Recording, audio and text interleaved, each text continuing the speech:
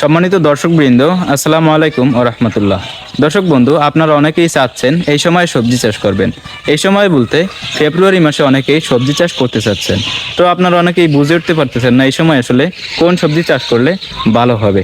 তো দর্শক বন্ধু, আমি যদি আপনাদেরকে পরামর্শ দিই তাহলে এই সময় সবথেকে ভালো হবে করলা চাষ। হ্যাঁ দর্শক বন্ধু, আমিও কিন্তু একজন কৃষক, আমিও করলা চাষবাস করে থাকি। করলা চাষ এটা কিন্তু এই সময়ের জন্য অত্যন্ত লাভজনক একটি সবজি চাষ। কারণ হলো, করলা আপনি কখনোই দেখবেন না সারা বছরের তুলনায় করলা কখনোই দেখবেন না যে করলার দাম কমে গেছে। করলার দাম কিন্তু সবসময় মোটামুটি পর্যায়ে থাকে, ভালো একটা দাম থাকে। আর তাছাড়া এখন যদি আপনি করলা চাষ করেন তাহলে এই করলা কিন্তু আগাম চাষ হিসেবে ধরা হবে এবং অনেক ভালো একটা দামে কিন্তু করলাটা বিক্রি করতে সক্ষম হবেন ইনশাল্লাহ। তো এই সময় আপনারা করলা চাষ করবেন। আমিও কিন্তু এই সময় করলা চাষ করতে চাচ্ছি ইনশাল্লাহ। আগামী এক সপ্তাহের ভিতরে আমি করলার বীজ বপন করে দেবো। তো করলা চাষ করবেন ঠিক আছে, শুধুমাত্র করলার বীজ কিনে আনলেন আর জমিতে পুঁতে দিলেন তাতেই ভালো ফলন হবে বা লাভজনক হবে এমন কিন্তু না। করলা কিংবা যে কোনো সবজি চাষ করার জন্য কিন্তু অবশ্যই ভালো একটা জাত নির্বাচন করে চাষ করাটা অত্যন্ত গুরুত্বপূর্ণ। না হলে কিন্তু কখনোই ভালো ফলন পাওয়া যায় না। জাত যদি ভালো হয় তাহলে কিন্তু পরিচর্যা কম করলেও অনেক ভালো ফলন পাওয়া যায়, রোগবালাই খুবই কম হয়। এজন্য ভালো একটি জাত নির্বাচন করাটা অত্যন্ত গুরুত্বপূর্ণ। তো আপনাদেরকে জানিয়ে দিই এই সময় করলা চাষ করার জন্য সব থেকে ভালো কোন জাত চাষ করা যেতে পারে। তো আমি দুই তিনটা জাতের কথা বলি। ছোট করলার জাতের কথা প্রথমেই বলি। করলা কিন্তু তিন ধরনের জাত হয়ে থাকে। ধরেন একটা ছোট, একটা মাঝারি এবং আর একটা অনেক বড় সাইজের হয়ে থাকে। তো এই তিনটি জাত সম্পর্কে ধারণা দেওয়ার চেষ্টা করব। তো প্রথমেই যদি বলি ছোট সাইজের করলার জাত সম্পর্কে, ছোট সাইজ বলতে যেগুলা 15-20টা কেজি হয় এই সাইজের করলাগুলা। এর ভিতরে সব থেকে বাংলাদেশের যদি একটা সেরা জাতের কথা বলেন, যে জাতের উপরে আর জাত নাই, তাহলে সব থেকে ভালো হবে সাকাতা কোম্পানির আলিশা করলার জাত। হ্যাঁ, সাকাতা কোম্পানির আলিশা করলার জাত এটা সব থেকে ভালো হবে এই সময়ের জন্য। এই জাতের বৈশিষ্ট্য হলো প্রচুর পরিমাণে ধরে, প্রত্যেকটা গিটে গিটে করলা ধরে এবং গাছে কোনো ভাইরাস হয় না এবং লং টাইম ধরে ফলন পাওয়া যায়।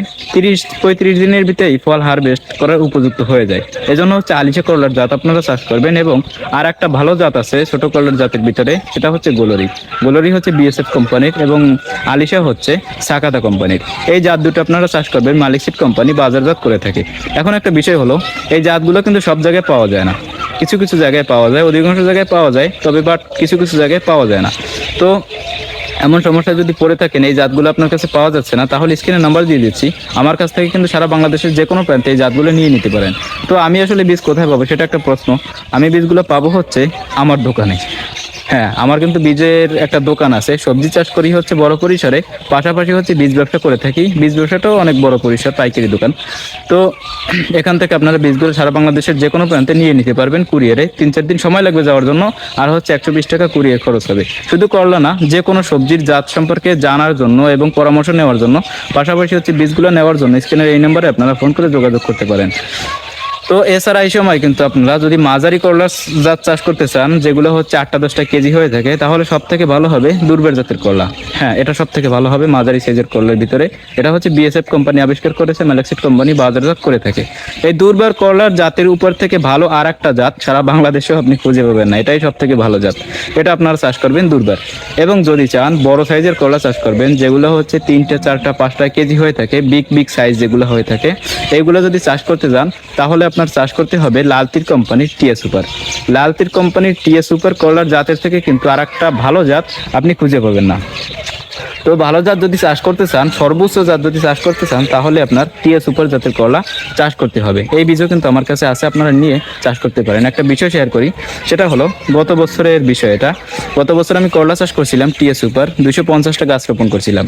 সেখান থেকে এইটি আমি রোপণ করছিলাম। সেখান থেকে 2,25,000 টাকার করলা বিক্রি করছি আলহামদুলিল্লাহ। আরও বিক্রি করতে পারতাম, 3 লক্ষ 3.5 লক্ষ টাকা তো হয়েই যেত, কোনো বিষয় ছিল না। সমস্যা ইন্দুরের উপদ্রব। ইন্দুরের করলা প্রচুর পরিমাণে তিতা, এরপরেও কিন্তু ইন্দুরে করলাগুলো খায়, করলাগুলো কেটে দেয়, নষ্ট করে দেয়, গাছগুলো কুচিয়ে যায়। এর জন্য প্রচুর সমস্যা করছিল। এরপরেও 2,25,000 টাকার করলা বিক্রি করছিলাম। মোটামুটি দাম পাইছিলাম 60 টাকা, 50 টাকা, 70 টাকা, 80 টাকা এরকমের দাম পাইছি। অ্যাভারেজ ধরতে গেলে 60 টাকা দাম পাইছি। তো করলা চাষ করার জন্য কিন্তু প্রচুর পরিমাণে দামের প্রয়োজন হয় না, যেহেতু ফলন হয় অনেক ভালো হয়। এই প্রত্যেকটা জাতেই কিন্তু অনেক বেশি পরিমাণে ধরে। তো এই জাতগুলো আপনারা চাষ করার ট্রাই করবেন। আর এই সময় অন্যান্য যে সকল সবজি চাষ করেন না কেন, পাশাপাশি করলা চাষ করবেন। করলা থেকে লাভজনক সবজি কিন্তু আর একটা হয় না, করলা সারা বছর চাষ করবেন। ধরেন আমার বিষয়টা যদি আমি শেয়ার করি, আমি হচ্ছে করলা এখন চাষ করব। হ্যাঁ, ধরেন এখন এই এক সপ্তাহের ভিতরে করলার বীজ রোপণ করে দেব। এই করলা গাছের বয়স যখন 3 মাস হবে, 3 মাস 2.5 মাস যখন হবে, তখন আর একটা জমিতে আবার করলার বীজ রোপণ করব। এরকমের প্রত্যেক 2 মাস 3 মাস পর পর হচ্ছে করলার বীজ কিন্তু আমি রোপণ করি। সারা বছর করলা আমার জমিতে থাকেই। আর করলার হচ্ছে কখনো দাম কমে না, কখনোই দেখবেন না দাম কমে। কমলেও দেখা যায় 40 টাকা 45 টাকা, এর কমে কিন্তু করলার দাম কখনোই হয় না। এজন্য করলা চাষ করে দামের দিকে আপনারা কখনোই তাকানো লাগবে না, দাম সবসময়ের জন্য পাবেন। আর এই ভালো জাতগুলো নির্বাচন করলে কোনো কোনো সময় দেখা যায় ঔষধ যদি নাও দিই, আমি তো অনেক ব্যস্ত মানুষ, সব সময় সব জমিতে যেতে পারি না, ঔষধ মৌষধ ঠিক মতো দেওয়া হয় না, সারও দেওয়া হয় না। যদি একটু বৃষ্টি বেশি পড়ে, হ্যাঁ, যদি একটু বৃষ্টি বেশি পড়ে, যদি তাপমাত্রা একটু কম থাকে, তাহলে হচ্ছে কোনো ঔষধ ছাড়াও, কোনো ঔষধ ছাড়া, বিশেষ করে সার দিতে হয়, কোনো ঔষধ ছাড়া অনেক ভালো ফলন কিন্তু পাওয়া যায়, রোগ বালাই খুবই কম হয়। গত বছর এই যে টিএ সুপার জাতের কথা বললাম, এবং হচ্ছে পাশাপাশি কিছু আলিশা, এই করলার জমিতে করলার বীজ বপন করার পর থেকে করলা গাছ মরে যাওয়া পর্যন্ত একবারও ঔষধ স্প্রে করিনি। হ্যাঁ, এটাই সত্য। না কোনো ছত্রাকনাশক, না কোনো কীটনাশক, কোনো কিছুই না। কিছু কিছু গাছ ভাইরাস হয়েছিল, কিছু কুকরি মুকরি লাগছিল, কিন্তু আমি কোনো ঔষধ ব্যবহার করিনি। তো এরপরেও কিন্তু অনেক ভালো ফলন পাইছিলাম, অনেক দামে বিক্রি করছিলাম, এবং অনেক ভালো একটা জাত এবং খুব সুন্দর ফলন দিয়ে থাকে। তাই আপনার অন্যান্য সবজির পাশাপাশি করলাটা এই সময় চাষ করবেন, অনেক ভালো হবে ইনশাল্লাহ। তো করলা সহ যে কোনো ধরনের বীজ নেওয়ার জন্য হচ্ছে আমার সাথে যোগাযোগ করবেন। অনেক বড় বীজের দোকান আছে, সেখানে বীজ ব্যবসা করে থাকি। সকল ধরনের সকল কোম্পানির বীজ আমার কাছে কিন্তু আছে। যে কোনো একটা জাত বিক্রি করলেই কিন্তু আমি লাভ করতে পারবো। লাভ ছাড়া তো আসলে ব্যবসা বাণিজ্য করি না। যে কোনো একটা বীজ বিক্রি করলেই লাভ করতে পারবো, কিন্তু এরপরেও খারাপ বীজ কেন বিক্রি করবো? যেগুলো ভালো সেইগুলোই সবাইকে দিয়ে থাকি, সেইগুলো হচ্ছে মানুষকে চাষ করার জন্য সাজেস্ট করি, এইগুলোই আপনারা চাষ করবেন। কোনো কোম্পানির প্রচার কিন্তু না। এছাড়া হচ্ছে যারা চায় যে ভাই ওই জাত দেন, ওই জাত দেন, ওটা ভালো ওটা ভালো, তাদেরকে তো অবশ্যই দিই। তো যারা বেশি পাকনামতালি করবেন তাদের বুঝ তাদের কাছে, আর যারা পরামর্শ নিয়ে চাষ করবেন তারা হচ্ছে এই জাতগুলো চাষ করবেন। তো দর্শক বন্ধু, এছাড়াও এই চ্যানেলে বিভিন্ন ধরনের সবজি চাষের বিষয়ে পরামর্শ দেওয়া হয়। পরামর্শ পাওয়ার জন্য চ্যানেলটি সাবস্ক্রাইব করে পাশে থাকবেন। তো আজকের ভিডিও এই পর্যন্ত শেষ করতেছি। আসসালামু আলাইকুম ওয়া রাহমাতুল্লাহ।